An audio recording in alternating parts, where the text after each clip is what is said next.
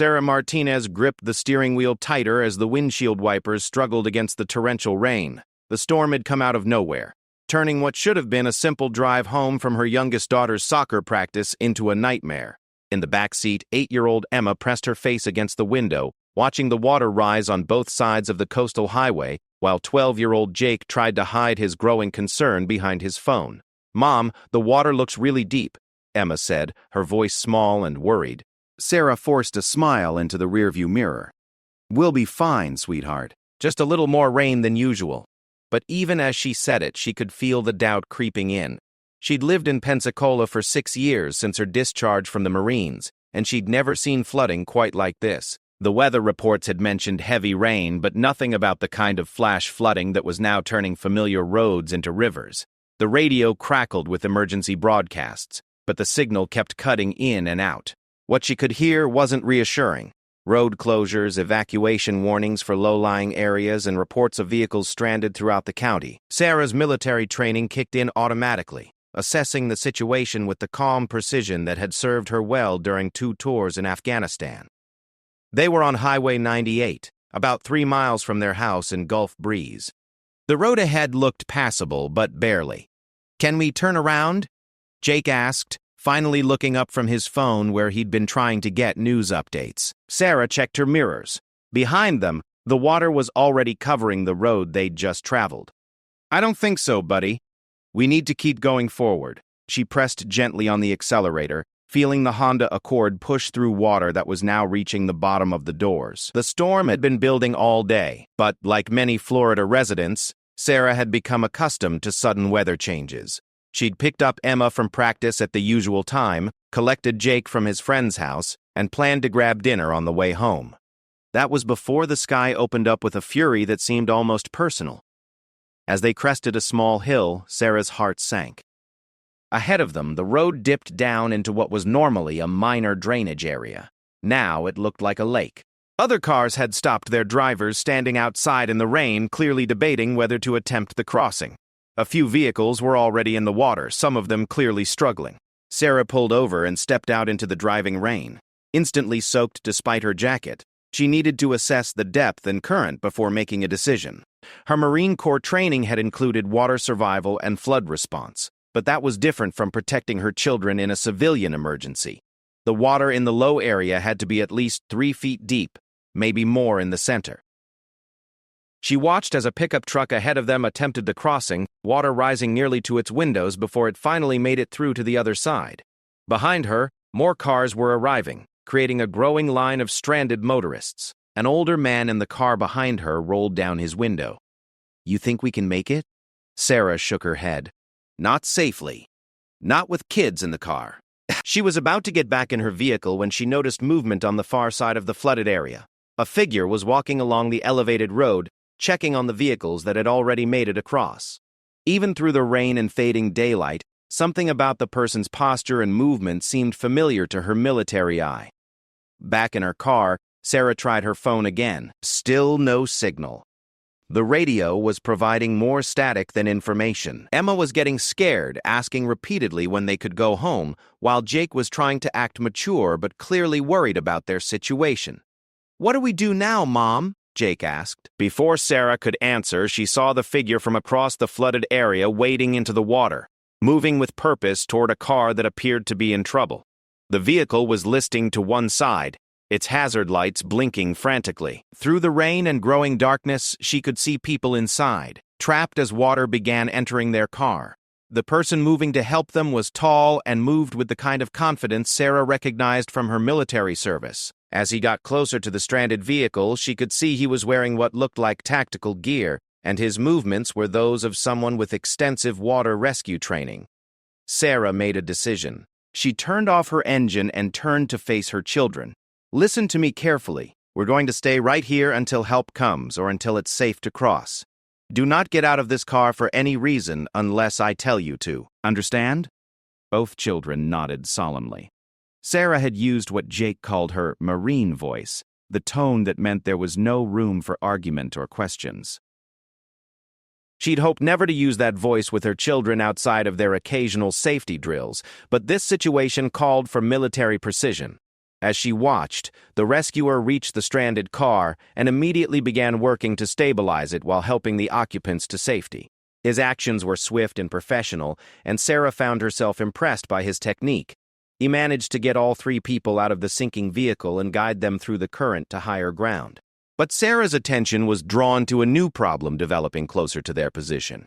To her left, she noticed an elderly woman in a small sedan that was beginning to flood. The woman was clearly panicking, and her car was positioned in one of the deeper areas where the current was strongest.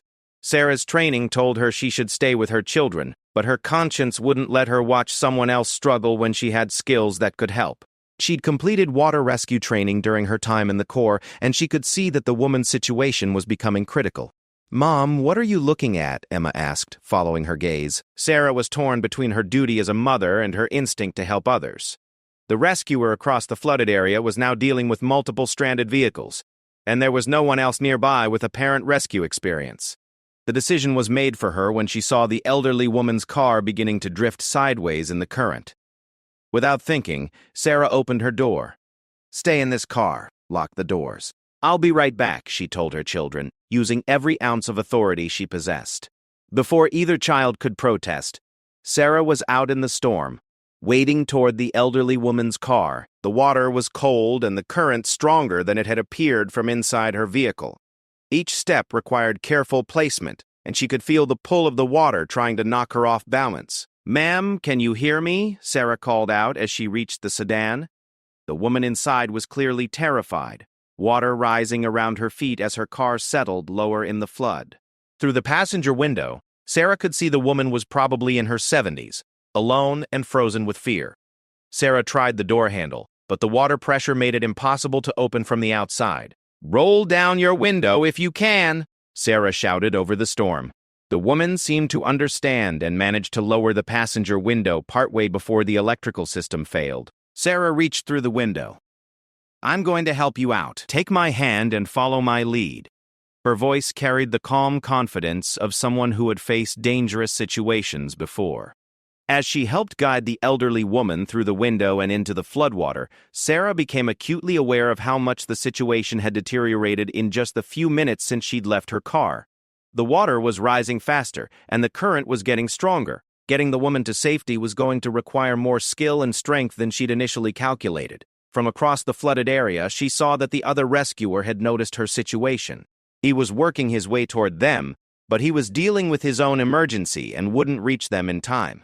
Sarah wrapped her arm around the elderly woman's waist and began moving toward higher ground, fighting against the current with each step. Her military training kicked in fully now, calculating angles, assessing risks, and maintaining the kind of focus that had kept her alive in combat zones. "What's your name?" Sarah asked, partly to keep the woman calm and partly to keep her focused on something other than the dangerous water around them. "Dorothy," the woman managed between frightened gasps. "Dorothy Chen. I was just trying to get home from the grocery store." "Well, Dorothy, I'm Sarah, and we're going to get you somewhere safe. Just trust me and do exactly what I tell you." Sarah's voice remained steady even as she felt her footing slip slightly on the submerged asphalt. As they made progress toward the elevated area where other rescued motorists were gathering, Sarah couldn't help but glance back toward her own car. Through the rain and gathering darkness, she could see Jake and Emma pressed against the windows, watching her with expressions of worry and pride that broke her heart. The water was now reaching the bottom of their car doors, and Sarah realized that her own children might soon need rescuing as well. The storm wasn't letting up, and the flooding was clearly getting worse, not better. It was at that moment, as she helped Dorothy onto higher ground, that she heard a voice behind her cutting through the storm. "Maureen, you need help with that evacuation?" Sarah turned to see the rescuer she'd been watching, now close enough that she could make out his features despite the rain. He was younger than she'd expected, maybe early 30s, with the kind of build and bearing that screamed special forces. His gear was military issue and his approach was textbook water rescue. "Navy?" Sarah asked, recognizing something in his manner and equipment. "SEAL Team 5, on leave," he replied, already moving to help stabilize Dorothy. "Saw you working that rescue. Good technique, but we've got bigger problems developing." He gestured toward the growing line of stranded vehicles and the water that continued to rise. Sarah felt a mixture of relief and apprehension. Relief that a trained professional was here to help, but apprehension about what bigger problems might mean for her children, who were still trapped in their car. As if reading her mind, the SEAL looked toward her Honda. "Those yours?" "My kids. Jake and Emma." Sarah's voice carried a note of maternal worry that she couldn't quite suppress.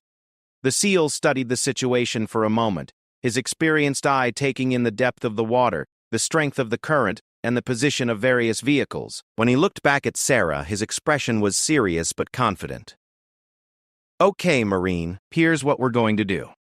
The Navy SEAL introduced himself as Marcus Chen as they worked together to move Dorothy to completely safe ground. The irony of the shared last name wasn't lost on either of them, but this wasn't the time for small talk. Marcus had the kind of focused intensity that Sarah remembered from working with Special Forces operators in Afghanistan, and she found herself falling into the familiar rhythm of military coordination. "Your kids look scared, but they're staying put. Good discipline," Marcus observed, glancing toward Sarah's Honda where Jake and Emma remained pressed against the windows. "How old?" 12 and 8. Jake's the older one.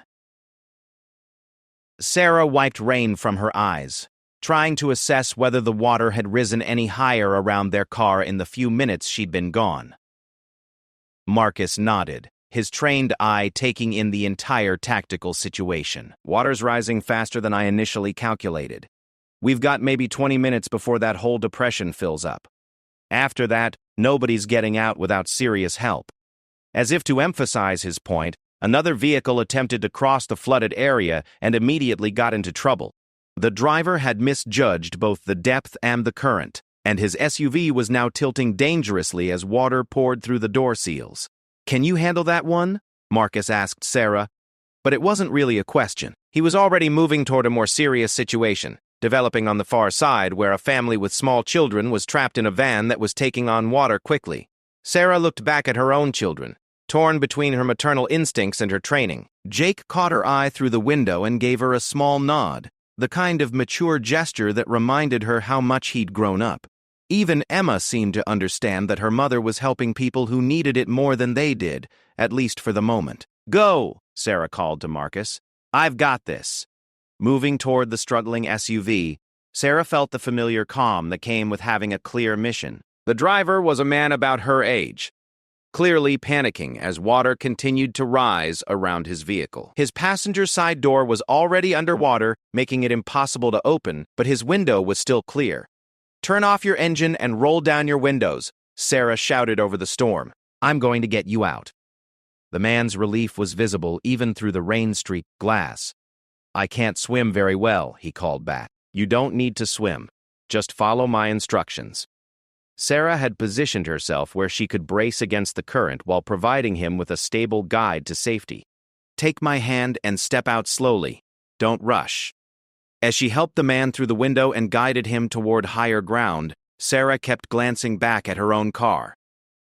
The water was definitely higher now, reaching the bottom edge of the door frames. She calculated they had maybe 15 minutes before Jake and Emma would need to be evacuated as well. Marcus appeared beside her as she was getting the SUV driver to safety. "Nice work, but we need to talk about your kids." Sarah felt her stomach tighten. How bad? Not immediate danger, but close.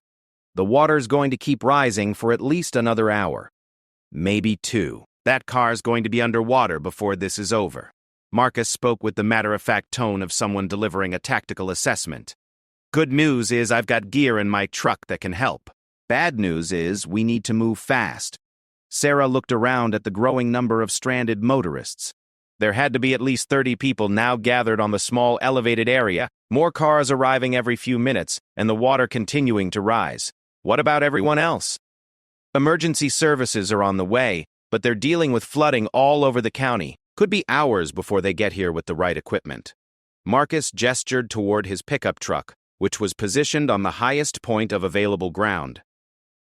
"I've got rope, life jackets, some other gear, military surplus stuff I keep for fishing and hunting." As they talked, Sarah noticed that Jake had rolled down his window slightly and was listening to their conversation. Her 12-year-old had inherited her situational awareness, and she could see him processing the information with the same analytical approach she'd taught him. "Mom," Jake called out. Emma's getting really scared, and there's water starting to come under the door. Sarah's maternal instincts flared, but Marcus put a steadying hand on her arm. Easy, Marine. Panic doesn't help anybody. Let's gear up and do this right.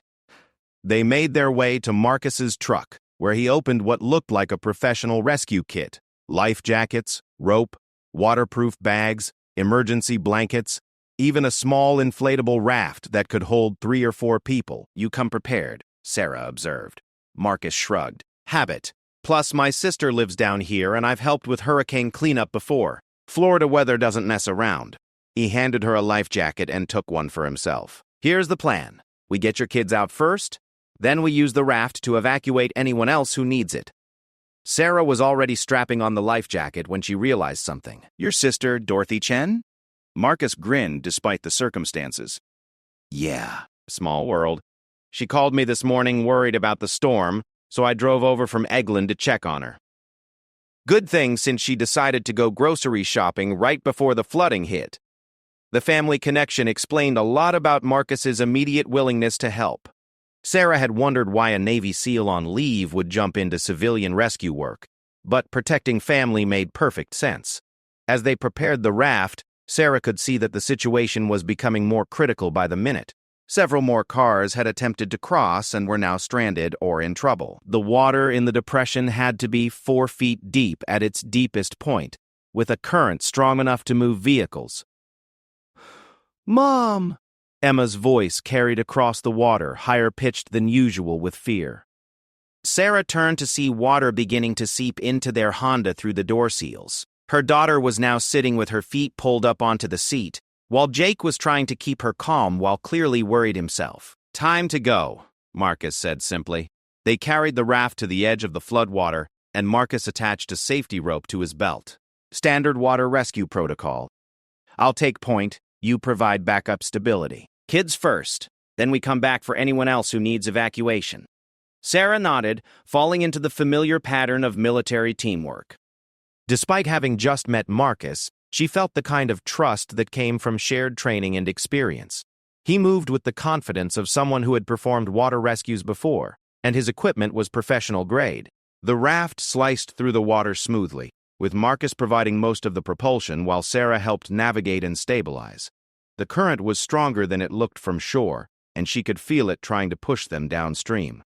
Hey guys, Sarah called out as they approached her Honda. Ready for a boat ride? Emma's face lit up despite her fear. The appearance of the raft and her mother's calm tone seemed to reassure her that this was an adventure rather than an emergency. Jake looked relieved, but maintained the serious expression he'd been wearing since the situation began. Is the car going to be okay? Jake asked as Marcus positioned the raft next to the passenger door. Insurance will handle it, Sarah replied, though privately she was already calculating the financial impact of losing their primary vehicle. Cars can be replaced. People can't. Getting the children into the raft was easier than Sarah had expected. Jake went first, stepping carefully from the car seat into the boat with Marcus's guidance. Emma required a bit more coaxing, but once she was safely aboard, her fear transformed into excitement. This is like a real rescue, Emma said, her eyes wide as she looked around at the flooded landscape. It is a real rescue, Marcus replied seriously. Your mom's a hero for helping other people before taking care of her own family. Sarah felt a flush of embarrassment. I just did what anyone would do. No, Marcus said, meeting her eyes as he guided the raft back toward shore. You did what a Marine would do. There's a difference. As they reached the elevated area, Sarah realized that their successful rescue had been watched by all the other stranded motorists. A small cheer went up as Jake and Emma stepped safely onto dry ground, and Sarah saw several people looking hopefully toward the raft. Who's next? Marcus asked, already knowing the answer. An older gentleman raised his hand tentatively. My wife has diabetes and her medication is in the car. She's starting to feel sick. Sarah and Marcus exchanged a look. This was going to be a long night, but they had the skills and equipment to make sure everyone got to safety. As they prepared for their second rescue mission, Sarah felt a familiar sense of purpose that reminded her of her best days in the Marine Corps. Jake, Emma, stay right here with Mrs. Chen. Sarah instructed her children. "We're going to help some more people, and then we'll figure out how to get everyone somewhere safe and dry." As they launched the raft again, Sarah realized that what had started as a drive home from soccer practice had become something much more significant. She was working alongside a Navy SEAL to save lives in a natural disaster, using skills she hadn't needed since her military service ended. "You know," Marcus said as they navigated toward their next rescue, "when this is over, we should probably talk about getting all these people somewhere with food and shelter. The emergency responders are going to be overwhelmed tonight." Sarah nodded, already thinking about logistics. Between her local knowledge and his resources, they might be able to coordinate something more comprehensive than just individual rescues. The storm showed no signs of letting up, and the water was still rising. Over the next 2 hours, Sarah and Marcus worked with the methodical precision of a well-oiled rescue team. They evacuated 17 more people from stranded vehicles, including the diabetic woman and her husband, a family with twin toddlers whose minivan had started floating, and 3 college students who had foolishly tried to drive through the deepest part of the flooding in a small sedan.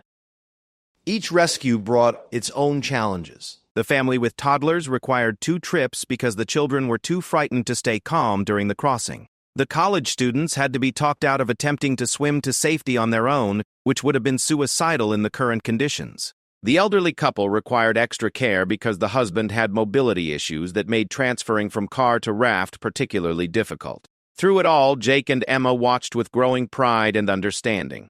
Sarah could see her children processing what they were witnessing, learning lessons about service and courage that no classroom could teach. Jake had even started helping organize the rescued people, distributing emergency blankets from Marcus's seemingly endless supply, and helping Dorothy keep track of everyone's names and contact information. But as the evening wore on, it became clear that their immediate rescue efforts were only the beginning of the challenge. The emergency services that Marcus had expected hours ago still hadn't arrived, and radio reports suggested that flooding was widespread across the entire region. Roads were closed, emergency personnel were stretched thin, and the storm system was larger and more persistent than anyone had predicted. "We need shelter," Marcus said during a brief break between rescues. He was checking his weather app, which showed that the rain wasn't expected to stop until sometime after midnight. 23 people, including kids and elderly folks, can't stay out here in these conditions for much longer. Sarah looked around at their group of evacuees. Everyone was soaked, cold, and increasingly worried about the bigger picture. People were starting to ask questions about when they could get home, how they would retrieve their vehicles, and where they were going to spend the night. "There's a community center about 2 miles north of here," Sarah said. "If we could get everyone there, it would have electricity, bathrooms, maybe even some emergency supplies." Marcus nodded. "Problem is transportation. Most of these people don't have working vehicles anymore, and calling for rides in this weather isn't realistic." As if summoned by their conversation, the distant sound of heavy vehicles became audible over the storm. Within minutes, 2 large pickup trucks appeared on the elevated road, moving slowly but confidently through areas where smaller vehicles had failed. The trucks belonged to a local construction company, driven by workers who had heard the emergency radio reports and decided to help. The lead driver, a weathered man in his 50s named Pete, rolled down his window as he approached their group. "Heard there were folks stranded out here. We can't get you home tonight, but we can get you somewhere warm and dry." Sarah felt a wave of relief that was shared by everyone in the group. The arrival of additional help meant they could focus on making sure everyone was safe and comfortable, rather than continuing to manage an increasingly complex rescue operation. Loading 23 people plus children into 2 pickup trucks required some creative problem-solving, but everyone was motivated to make it work. Marcus and Sarah rode in the back of Pete's truck with several other adults, while the elderly evacuees and families with small children rode inside the cabs. The community center was exactly what they needed. It had power, heat, working bathrooms, and a kitchen that was stocked with basic emergency supplies. Within an hour, everyone was warm and dry, and volunteers from the neighborhood had started arriving with food, blankets, and additional supplies. Sarah found herself in an unexpected leadership role, coordinating with the volunteers and making sure everyone's immediate needs were met. Her military experience with logistics and crisis management proved invaluable as she organized sleeping areas, tracked medical needs, and maintained communication with emergency services. Marcus had taken on a different but equally important role, working with local authorities who had finally established radio contact to coordinate the broader rescue and recovery effort. His military credentials and technical expertise made him an effective liaison between the civilian emergency responders and the stranded motorists. As the immediate crisis stabilized, Sarah finally had a chance to really talk with her children about what they had experienced. She found Jake and Emma in the center's small library, where they had claimed a quiet corner with some books and games provided by volunteers. "How are you guys doing with all this?" Sarah asked, settling into a chair beside them. Emma looked up from the picture book she was reading. "It was scary at first, but then it was kind of exciting, like we were in a movie." Jake was more thoughtful. "I was scared when you got out of the car to help that old lady, but I understood why you had to do it." He paused, choosing his words carefully. "It's like what you always told us about helping other people even when it's hard." Sarah felt her throat tighten with emotion.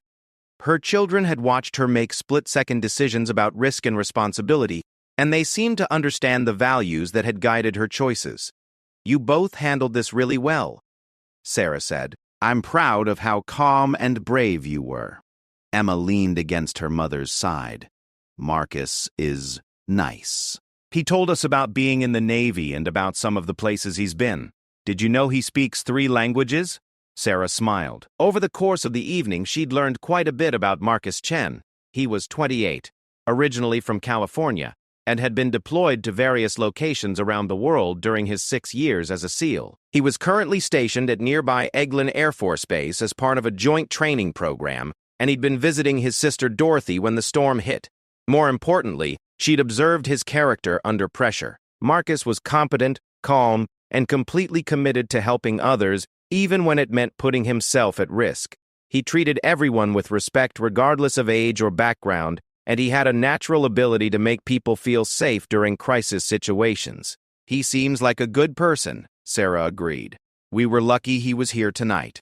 As the evening progressed and the immediate emergency needs were addressed, Sarah found herself working closely with Marcus to plan for the next phase of the situation. Emergency management officials had confirmed that the flooding would persist through the night and possibly into the next day, meaning that most people wouldn't be able to return to their homes until at least tomorrow afternoon. The community center would serve as temporary shelter, but coordinating food, transportation, and communication for nearly 30 people required ongoing organization. Sarah's background in military logistics proved invaluable, while Marcus's technical skills helped establish better communication with emergency services and family members. Working together, they created a system for tracking everyone's needs and status, established a communication protocol with emergency services, and organized the volunteers who continued to arrive throughout the evening. It was the kind of collaborative effort that reminded Sarah of her best experiences in the Marine Corps, when diverse skills and backgrounds came together to accomplish something important. Around 10 o'clock, as most of the evacuees were settling in for the night, Marcus found Sarah in the center's kitchen where she was helping prepare late-evening snacks. "Interesting day," he said, accepting a cup of coffee from one of the volunteers. Sarah laughed softly. "That's one way to put it. This morning, I was worried about Emma's soccer cleats being muddy. Now I'm coordinating disaster relief." Marcus leaned against the counter, studying her with the direct gaze she'd noticed during their rescue operations. "You're good at this. The coordination, the leadership, making people feel safe. Ever think about getting back into it?" "Back into what?" "Service. Emergency management, disaster response, search and rescue. There are civilian organizations that could use someone with your skills." Marcus gestured toward the main room where their evacuees were settling in for the night. "You saw what happened today. People needed help, and you stepped up without thinking about it." Sarah considered his words. She'd left the Marine Corps 6 years ago to focus on raising her children as a single parent. But she'd always missed the sense of purpose that came with serving something larger than herself. Today had reminded her how much she valued that feeling. "I've thought about it," she admitted. "But Jake and Emma have to be my priority. I can't take on commitments that would take me away from them or put them at risk." Marcus nodded. "What if it didn't have to be one or the other? What if it could be both?" Before Sarah could ask what he meant, They were interrupted by one of the emergency management officials who had finally arrived at the community center. The official needed to speak with both of them about coordinating tomorrow's evacuation and recovery efforts. As they walked toward the meeting, Sarah realized that her relationship with Marcus had evolved considerably over the course of the day. What had started as two strangers helping each other during an emergency had become something that felt more like a partnership. They worked well together, trusted each other's judgment, and shared similar values about service and responsibility. The emergency management meeting lasted nearly an hour and covered everything from coordinating transportation for evacuees to managing the recovery of stranded vehicles to planning follow-up support for people whose homes might have been damaged by flooding. By the time they finished, it was nearly midnight and most of the evacuees were sleeping. Sarah checked on Jake and Emma, who had claimed sleeping bags in the center's children's area and were sound asleep despite all the excitement. Walking back toward the main room, she found Marcus standing by the windows looking out at the storm that was finally beginning to diminish. "Looks like the worst is over," Sarah observed, joining him at the window. "For tonight, anyway." Marcus turned to face her. "And Sarah, there's something I want to ask you."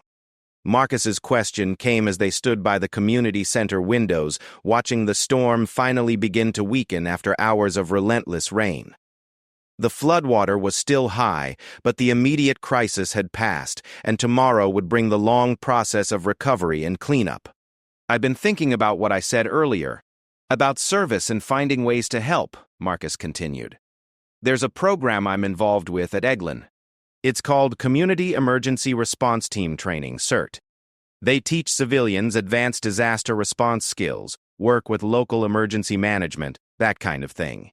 Sarah listened carefully, recognizing the serious tone that meant Marcus had been thinking about this for more than just the past few minutes. "The thing is," Marcus went on, "they need someone to help coordinate the program locally, someone with military experience, leadership skills, and knowledge of the area. Someone who understands both the technical side and the human side of emergency response." Sarah felt a flutter of interest but also caution.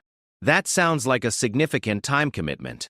It could be, but it's also flexible. Training happens on weekends mostly, and actual response is only when needed, like today. The coordinator position is part-time, but it comes with decent pay and benefits. Marcus paused, then added, "And it would mean working together on something important." The implications of his words hung in the air between them. Over the course of one extraordinary day, they had developed the kind of professional partnership that usually took months to build. More than that, Sarah realized she was attracted to Marcus in ways that went beyond their shared military background and compatible working relationship. "I'd need to think about it," Sarah said carefully. "Jake and Emma have to come first." "Of course they do. That's part of what makes you right for this." Marcus gestured toward the sleeping area where the children were resting peacefully. They saw their mother help save lives today. That's not something they'll ever forget. Before Sarah could respond, they were interrupted by Dorothy Chen, who appeared with a concerned expression. "Marcus, honey, I think you should look at this," Dorothy said, holding up her phone. "The Weather Service just issued a flood warning for the Blackwater River. They're saying it could affect the evacuation route they plan to use tomorrow morning."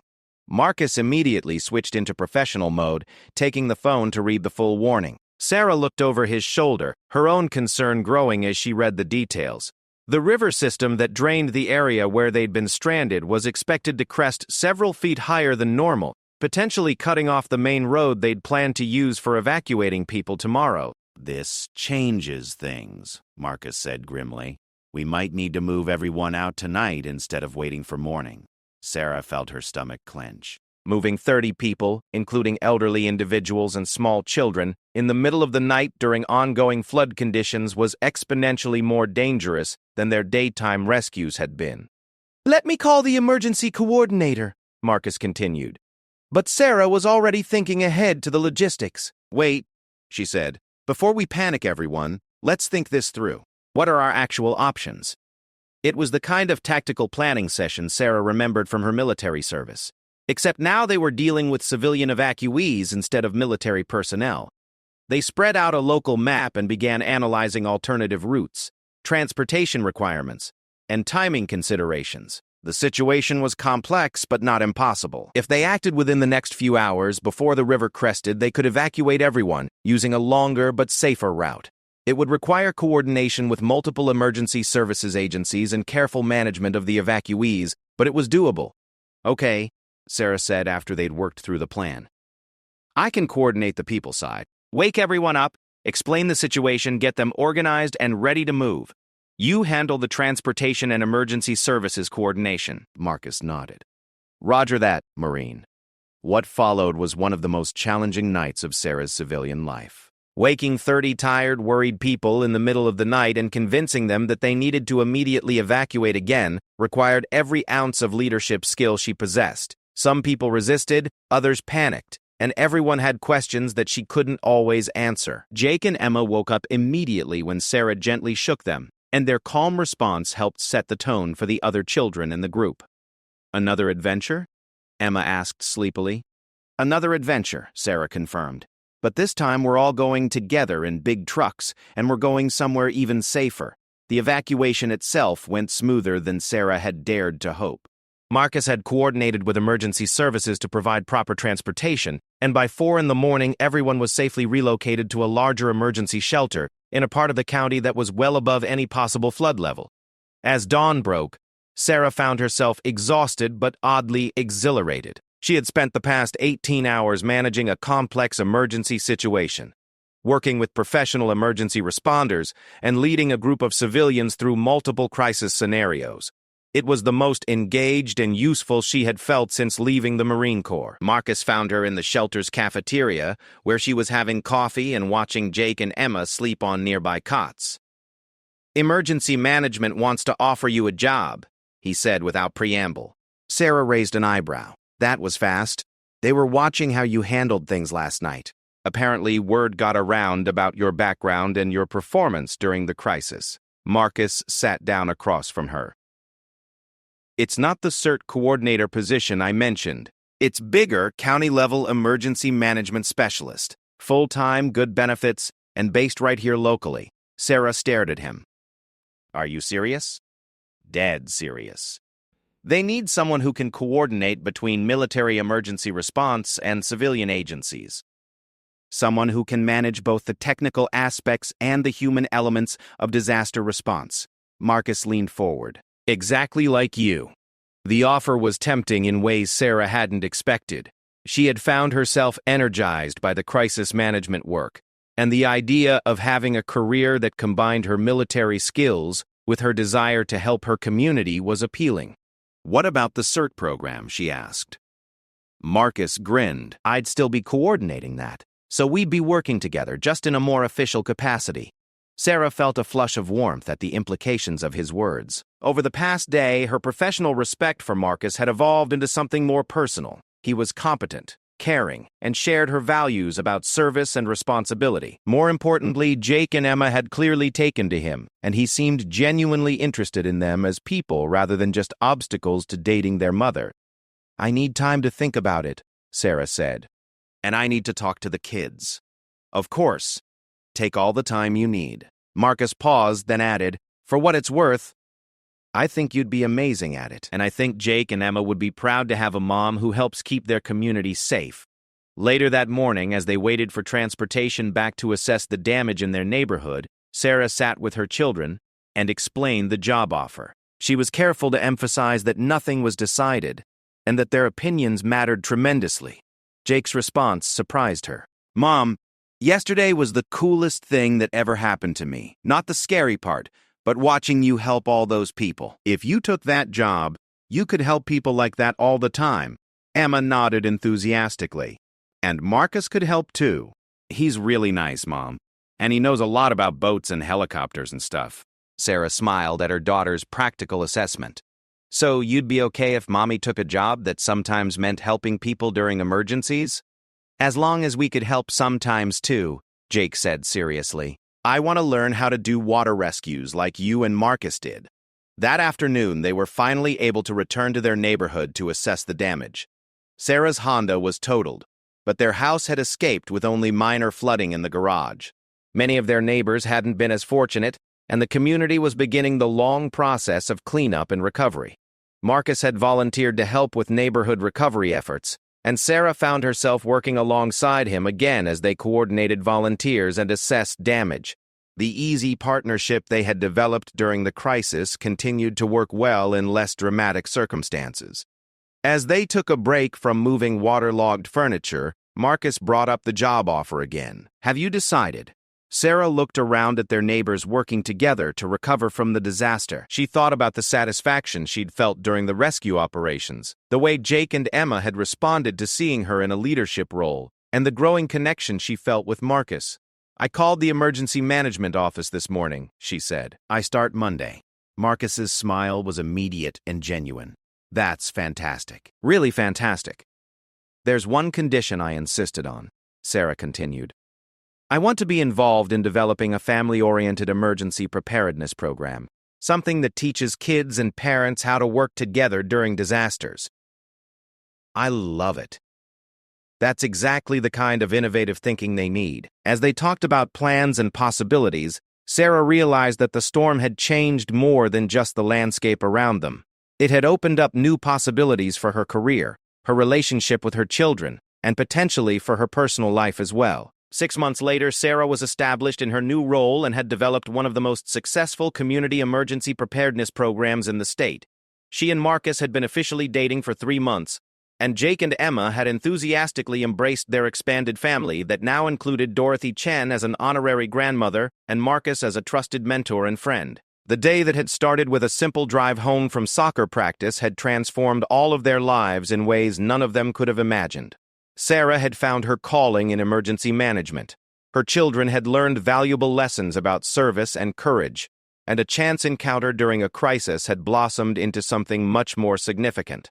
When people asked Sarah about that day, she always emphasized that the real story wasn't about the rescue operations or the dramatic weather. The real story was about the moment when a Navy SEAL had said, "Come with me," and a Marine had said yes, leading to a partnership that made both of their lives richer and their community safer.